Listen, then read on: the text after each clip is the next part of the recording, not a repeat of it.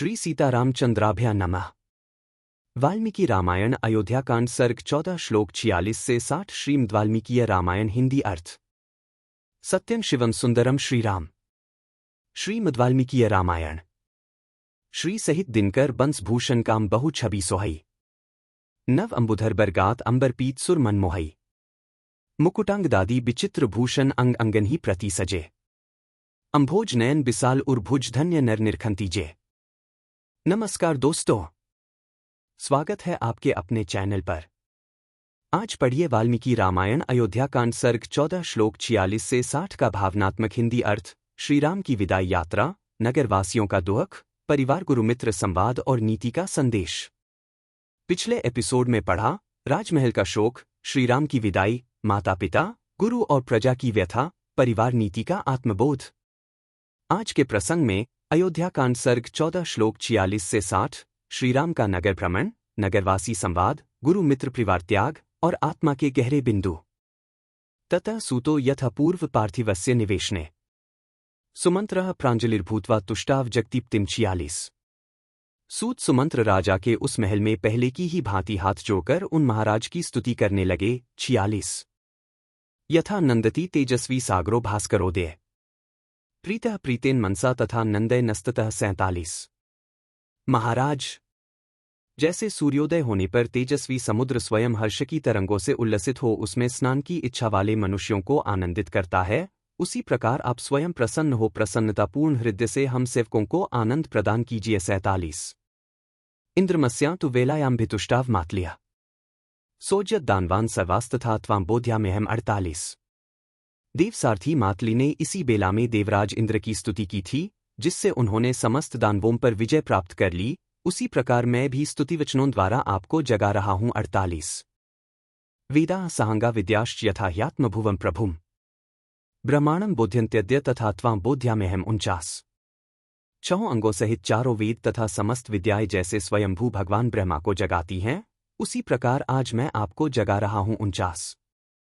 आदित्य सह चंद्रेण यथा भूतधरा शुभाम बोध्यत्यद्य पृथिवी तथा त्वां बोध्याम्यहम् 50। जैसे चंद्रमा के साथ सूर्य समस्त भूतों की आधारभूता इस शुभ स्वरूपा पृथ्वी को जगाया करते हैं, उसी प्रकार आज मैं आपको जगा रहा हूं। 50। उत्तिष्ठ सुमहाराज कृत कौतुक मंगला विराजमानो वपुषा मेरोरिव दिवाकरः 51।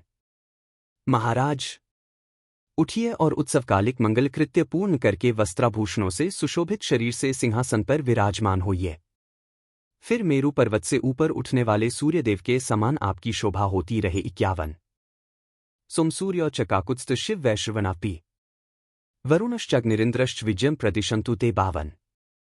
ककुत्स्थकुलंदन चंद्रमा, सूर्य, शिव, कुबेर, वरुण, अग्नि और इंद्र आपको विजय प्रदान करे। 52। गता भगवती रात्रिः कृतं कृत्यमिदन्तव बुद्ध्यस्विनृपशार्दूल कुरु कार्यमंतरम 53। राज सिंह, भगवती रात्रि देवी विदा हो गईं। आपने जिसके लिए आज्ञा दी थी, आपका वह सारा कार्य पूर्ण हो गया। इस बात को आप जान लें और इसके बाद जो अभिषेक का कार्य शेष है उसे पूर्ण करे। 53। उत्तिष्ठत रामस्य समग्रमभिषेचन पौर्जानपदाश्चापि नैगंश्च कृतांजलिः 54। श्री राम के अभिषेक की सारी तैयारी हो चुकी है। नगर और जनपद के लोग तथा मुख्य व्यापारी भी हाथ जोड़े हुए उपस्थित हैं। 54। स्वयं वसिष्ठो भगवान ब्राह्मणः सह तिष्ठति क्षिप्रमाज्ञाप्यता राजन राघवस्याभिषेचन 55।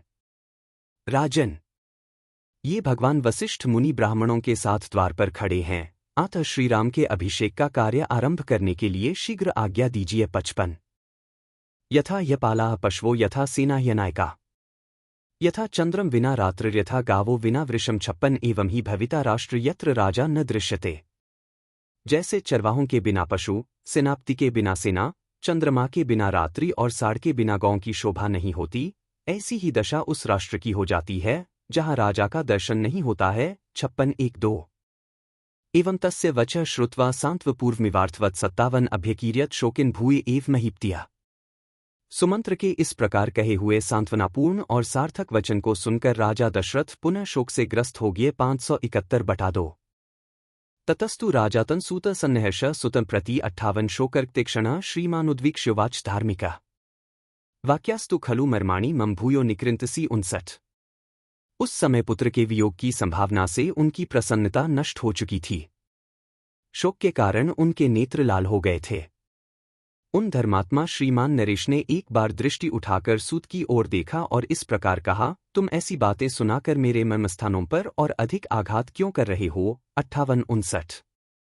सुमंत्रः करुणं श्रुत्वा दृष्ट्वा दीन च पार्थिवम् प्रगृहीतांजलिः किंचित तस्मात् देशात्पाक्रमत् 60। राजा के ये करुण वचन सुनकर और उनकी दीन दशा पर दृष्टिपात करके सुमंत्र हाथ जोड़े हुए उस स्थान से कुछ पीछे हट गए। 60। कल जानिए अयोध्याकांड सर्ग 14 श्लोक 61 से 69। श्रीराम का वनगमन, परिवार प्रजा का अंतिम भाव, नीति संस्कार की नई ऊंचाई। अगर वीडियो अच्छा लगे तो लाइक करें, शेयर करें और चैनल को सब्सक्राइब करें। हर दिन पढ़िए वाल्मीकि रामायण की प्रामाणिक हिंदी व्याख्या, नीति, त्याग, परिवार संस्कृति और जीवन आदर्श सिर्फ हमारे साथ। धन्यवाद। जय श्री राम। बार बार बर मागो हर्षी देहो श्रीरंग पद सरोज अनपाइनी भक्ति सदा सत्संग। कथा विसर्जन होत है, सुनो वीर हनुमान। जो जन जंग से आए हैं सो तंग कर ही पयान। बोलो सियावर रामचंद्र जी की जय। राम भक्त हनुमान जी की जय। उमापति महादेव जी की जय। मंगल भवन अमंगलहारी। द्रवहु सुतसरथ अजिर बिहारी। दीन दयाल बिरिदु संभारी, हरहु नाथ मम संकट भारी। जय सिया राम, जय जय सिया राम।